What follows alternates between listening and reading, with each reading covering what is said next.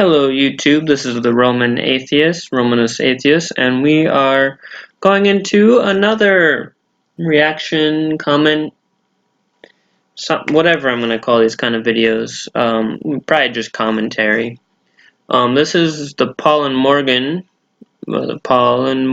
yeah, they'll sing it for you, but this time they don't have Paul there, they have Morgan's sister. I don't remember her name, it'll probably come up in the video.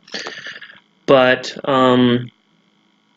basically this video is about what Christian women find unattractive in men.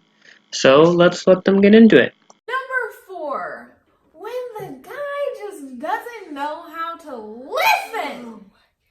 Hey guys, what's up? I'm Morgan. I'm Maria. And this is the Paul and Morgan Show. So is that more or less cringy than what I do when I say hi YouTube or hello YouTube? I honestly want to know, so anyone who actively watches my channel or doesn't, just comment which you would prefer, because I can sing Roman Atheist. I'm sure that'd be interesting. Maria is my little sister. And she actually is starting a YouTube channel as well. So you guys will have to check that out. We'll link it below. Yeah, it's gonna be good. She's gonna start it with her little friend. She's not little, but she's actually very tall. But She's really tall. yeah. And she's older than I am. Yeah. Little tiny tab. But yeah, you guys should jump over there and check. Just you guys don't waste your time, I guess. I did actually check out that other channel, and there's only 2 videos up on there. One of them is them talking about what they want to do with their channel, and they're driving in a car, and it sounds worse than my video does. So, yeah, have fun with that, if you do. If you're new to this channel though, we make Christian advice videos on life, love, and dating to help you have hope And be free! Yes, so subscribe. Alright, let's get to it guys. This video, 8 things Christian women find unattractive in men. Oh boy. Oh boy. Oh boy is right. Like, no kidding, this is some interesting stuff. We will, have some fun. Okay, let's make this very clear. These are our own opinions. We are not speaking for all Christian women in the whole wide universe. Yes, and this isn't just like, this is not all biblically based. This is just funny stuff that we think is annoying. Yeah, so I'm going to put my own disclaimer here. My responses to this are in no way evident of other atheists or non-religious or secularists or whoever you want to apply this to. This is my own thoughts on this video, and that basically goes for most of my videos, to be honest. The other 3 are all opinions pretty much too. Maria, number 1 thing. Tell us. Guys that do not like to worship. Ooh. It's actually crazy how many times guys have not come to church or told me that they weren't coming, and I asked why. And said, I just don't really like the worship part. I might come 10 minutes late. So that statement was a little confusing about worship. First of all, I get from a Catholic perspective or a Christian perspective and how would be not ideal, but that 10-minute statement that she made, I don't understand that. Let's see if they go into more depth. If you don't know how to worship, you're gonna hate heaven. We're gonna be worshiping in heaven all the time. And we're not saying that, guys, you have to get up and just dance around like maniacs and scream to God. But guys think that, oh, if I really worship, or if I start showing what I'm truly feeling, people are gonna look at me and think that I'm super weird. Well, that would be a little weird, getting up, dancing around, or really anything of how they just described what worshiping is, like I said they might. Yeah, it's a little weird, but okay. Who cares what people think about you? First of all, we find it attractive, at least us Yes. do. Yes. And I have a feeling that other godly women find it attractive when they see their guy or a guy really getting into just praising God during that time of worship. So There's nothing inherently wrong with that. I do find it a little strange that God is one of the major qualifications they're saying to have when looking for a relationship, but besides that, there's not a big deal, and that's kind of par for the course. Number 2 thing. Boring fashion. Ooh. Yeah, guys, don't be afraid to like spice things up a little bit in your wardrobe. Try new things. Get on Pinterest and just type in male fashion, and literally They might need a gay guy. I'm sorry, that's kind of a stereotypical joke to make, but I think it's funny in this context just based on the type of people these two are and their objections to them. you know what to wear from then on. Like, there's no reason that your fashion should be lacking in this day and age. It's true. I want to be with somebody that stands out and is not afraid to be seen and stuff like that. Well, refer back to my most recent statement, but then also, there's nothing wrong with wanting someone who is fashionable. I mean, swinging both ways, I get a little bit of both sets of fashion, but yeah, it's nice. Yeah. Number 3. Guys that don't lead spiritually or say that they're Christian and living godly when they are obviously not. So where are you going with this? Like, you don't want to date people who aren't religious or who lie about being religious. So, what's new? Yeah, say that God is leading them and so they can lead you, but then more time goes on and you realize, okay, this guy is not being led by God and he's not letting God lead him at all. So how the heck is he going to be able to lead me? So, we have reached the part of the video that I wanted to respond to and why I'm making this video to begin with. And it's the quote about leading me that she had just said, as in like the man leading the woman. And that's dangerous, that's damaging. I'm pretty sure I've said that in all of my videos at this point. But what's so dangerous about it is that attacks the reinforces the view, nothing fundamental about it, the view that women can't lead and that they need someone to be able to lead them, and by extension that person also needs to be led by God, which that's its own thing, but not nearly as harmful in this context. Guys, if you're not allowing God to lead you right now in your life, I would really have a come to Jesus moment. Ask yourself why. Ask yourself what is getting in the way of God leading me. And just realize that it is so, so important to allow God to lead you so that you can lead your woman and your family one day. Because that's what you is called to do. So again, refer back to what I said in that last little bit. Actually, that was a minute on that statement. But then also, I'd like to add in that to be happy and in a good relationship with your family and your spouse or significant other, you don't need religion, and you certainly don't need God to help with that. Number 4, when the guy just doesn't know how to listen. This is something I agree on. When a significant other or any relationship, really, when the person you're wanting to be around, whether that's romantically or platonically, it's important that they're able to listen and you're able to communicate functionally with them. If they stop here, I will have nothing wrong, but they won't. Guys, what are you doing? Why is it so hard for men to listen? Like, God is the best listener ever. So is Jesus and the Holy Spirit, 3 in 1. They are so good at listening. Maybe it's just a fictional being you've been led to believe in your entire life, so you're able to believe that it's listening because it's all in your head, and that's a possibility. Or it's something else, you never know. And men, you were created in God's image. So you were created to be a good listener. The fall of man has allowed men to stray far away from that and just totally become this like stereotype of guys just don't listen, they just don't know how to listen, and now it's like a joke, and it's in movies and it's in comedy stand-up things. It's like, no, that's not funny. It's a real problem that guys have that you all have got to like. Now, in the pop culture and comedy and that stuff, I actually agree that it's harmful that this stereotype that men can't listen is spun, because there are parts of it that are dangerous when you say those things, and I actually agree in this situation that it's not good for men to not be able to listen.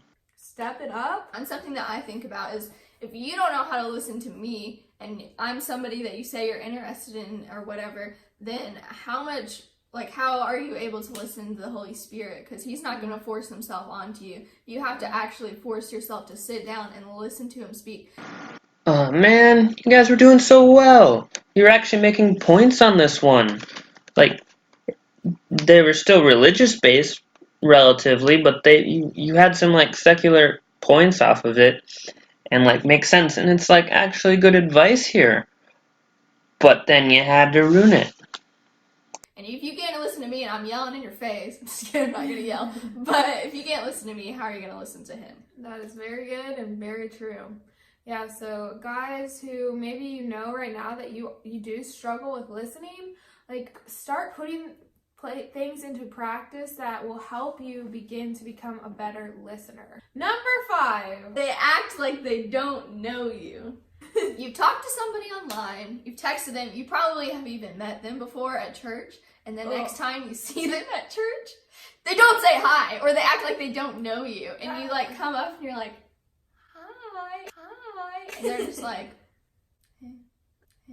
Oh, yeah, you're right. We didn't just have like 48 hours worth of texting, like, deep conversation. Yeah. We didn't FaceTime 3 times. We didn't meet actually 7 times before this. It's just so immature. And that goes for like even just women too, just people in general. Whenever you know them, obviously, but they act like they don't know you, and you have to reintroduce yourself and have the first awkward encounter every single time that they see them. Ouch! First of all, that burns and hurts. What message does that send? Like, that just shows, even if it's not true, it seems like you're not interested in the person. It's just like, I don't value you or your presence.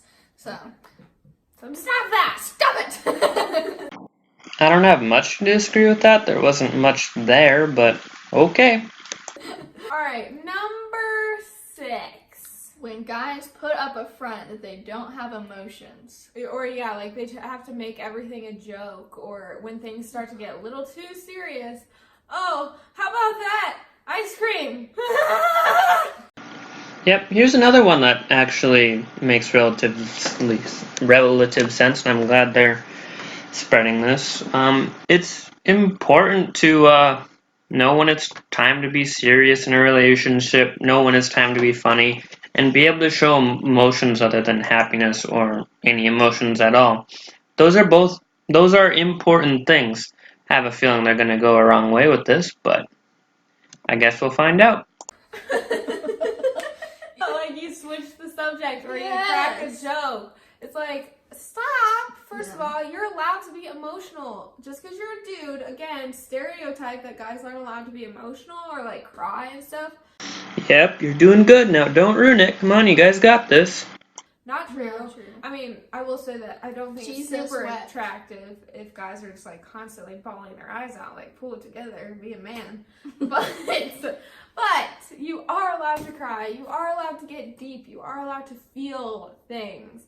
Paul is like the most emotional man I've ever met in my whole life. And then I met Michael. They're just in touch with their emotions. So guys, it's okay to be in touch with your emotions. Number 7, gossipy guys. You know, you're hanging out with a guy and he sees his ex and he's like, oh, there's blah blah, I know what she's doing after church. She's not really here for God. Blah, blah. It's like... Yep, that's bad for anyone to do, just in general. Gossip is a negative thing. When they're just talking about their ex, that's a whole nother thing. But yeah, right here, right what they said right now is very negative, and is a good thing that they pointed that out. Let's see where they take it. What? That is not attractive, first of all. And second of all, stop talking about your ex, because that's also unattractive. Like, Okay, you're doing good. Don't mess it up. I've made this joke a few times, but I'm really serious. Please don't mess it up. I'm actually kind of enjoying what you guys are going with right now. It shows that you're harboring bitterness and you're holding something over somebody's head. It's just immature in general. And like, I don't want to be around anyone like that, because it's like, oh, if we ever go through an issue, are you going to talk about me like that to other people? Like, yeah, it's just that's embarrassing. true. I really appreciate Paul because, you know, I don't want to say that I was a gossipy person or anything, but I think that there were times in my past, and still to this day, Paul kind of has to catch me sometimes, where I'll start talking and he's like, okay, wait, Morgan, like, let's calm down for a second and think, like, is this really for your better? Is it, you know, are you saying things that are tearing this person down?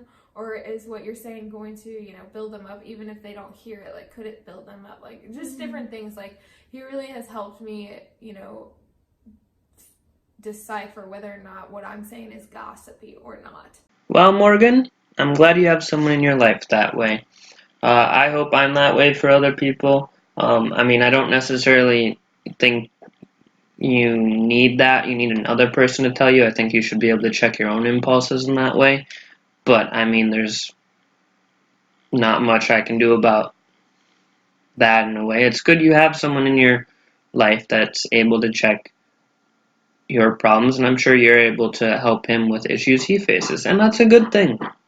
I'm telling you when they're doing stuff and saying stuff that's good, and when they're bad. I'm giving I'm biased, but trying to give a relatively fair representation of what they're saying. I hope you guys understand that.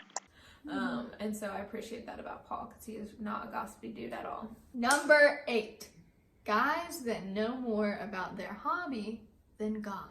Girls too, but guys, I mean, it's just unattractive when us ladies meet a guy and it's like, say we meet them at church and we see them worship and they're like super awesome and their worship and stuff, and then we go out to lunch with them and all they're talking about is like basketball, and we're like, Yeah, so their argument in what they're saying with this number 8 thing is correct, but then the way they phrased it, I think they said, knowing more about their hobby than about God, that I disagree with. Like, it's bad to, especially in a relationship, only talk about what you want to talk about, and then also when that's a thing, only talk about the one thing you like to do. There's no diversity of thought or anything in that situation. So you should, like, be able to express that, I guess. Talk to that person in that way. huh? And you like just hear them, just all they talk about is basketball, or all they talk about is whatever they want to talk about. Cars. No offense, Kyle. Kyle's my brother. He talks about cars a lot. Drives us crazy. Yeah.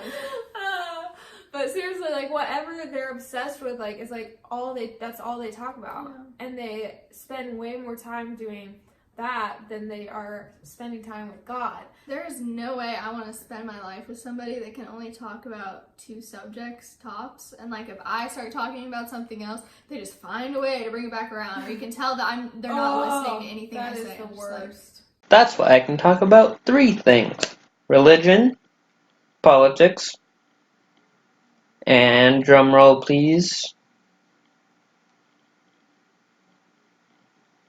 I don't have a 3rd thing. I guess I have 2 things. No wonder no one likes me.